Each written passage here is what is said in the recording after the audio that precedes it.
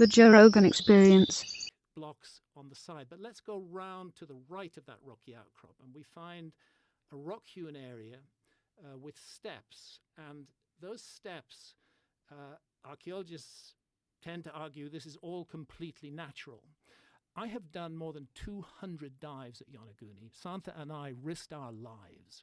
We are not dilettantes. We are in this out of conviction. We're in this out of passion for our subject. We've done more than 200 dives at Yonaguni. I've been hands-on with this structure and all the other structures around it, and I am absolutely confident that we're looking at a rock-hewn structure, a natural rock face that was cut and shaped by human beings. Here at Kerema, we're looking at a stone circle underwater, depth 30 plus meters, 32 meters, I think, been submerged again for more than 13,000 years. There I'm videoing for scale. You can see somebody down that, beside that central megalith. Flint, do you think nature made that? I see no evidence of it being man-made, if that's what you're saying. You see no evidence of that being man-made. You see a central upright, you see uprights surrounding it, you see the outer curve, the inner curve of the outer megalith matching the outer curve of the central megalith, and to you, that's not even interesting? I mean, even the photos you were showing at Yonaguni showed a lot of natural fractures along straight lines, and so I think that it's really easy to confuse what can happen naturally and geologically with something that looks kind of anthropogenic, but this does not look man-made to me. It does not look like anything I've ever seen. Well, that's interesting, because I took a geologist diving there, Wolf Wichman. He's very skeptical. He was skeptical about Yonaguni, but he did confess after we came up from the dive at Kerema that there's no way, in his opinion, that this could have been made by nature. This is a rock wall off Taiwan. Again, Santha and I went diving there. That's a local diver called Steve Shea. He's showing us this rock wall. We can get in close to it. We can see a sort of pediment in front of it. And if you get up close, you can see that it is actually made of individual blocks put together. Let's go to India, southeast coast of India. My wife Santha was born in Malaysia, but she's of Tamil South Indian origin. So we had a great advantage in South India in talking to local fishermen and divers, because Santha speaks the Tamil language fluently.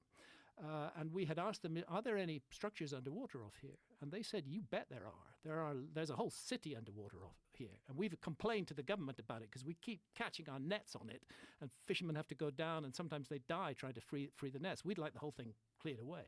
So we said, would you take us out there and show us? And it took some time to put it together. This was an expedition with the Scientific Exploration Society in Britain that I put together. As you can see, it's a very low-tech expedition. But when we got out there, come on, Flint, tell me these are man-made. Tell me these are natural blocks. That's a very blurry picture, Graham. Well, tell me that they're natural blocks. Tell me. I cannot tell for sure with these photos. Okay, there I'm putting my diving knife between two blocks. And there, and then a curved wall.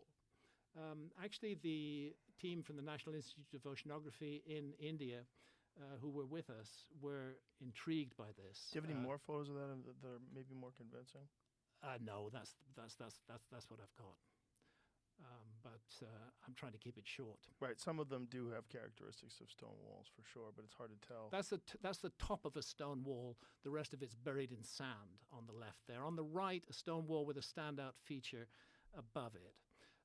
To suggest that these things are natural seems to me completely absurd. And my point is that if Santha and I, with no external funding, the only funding we have, I've never had financial sponsorship from anybody. The only funding that we have is the kind readers who buy my books and allow us to undertake this research. And we've risked our lives for 30 years investigating this research. And if we can find structures of this nature underwater on our very limited basis, then I would imagine that a detailed archaeological survey would find much more. So the submerged continental shelves, the Sahara Desert, and the Amazon alone, these are three large underserved areas by archaeology. And I think it's premature for archaeology to say that they can rule out any possibility of a lost civilization, while there's so much of the earth that remains to be studied.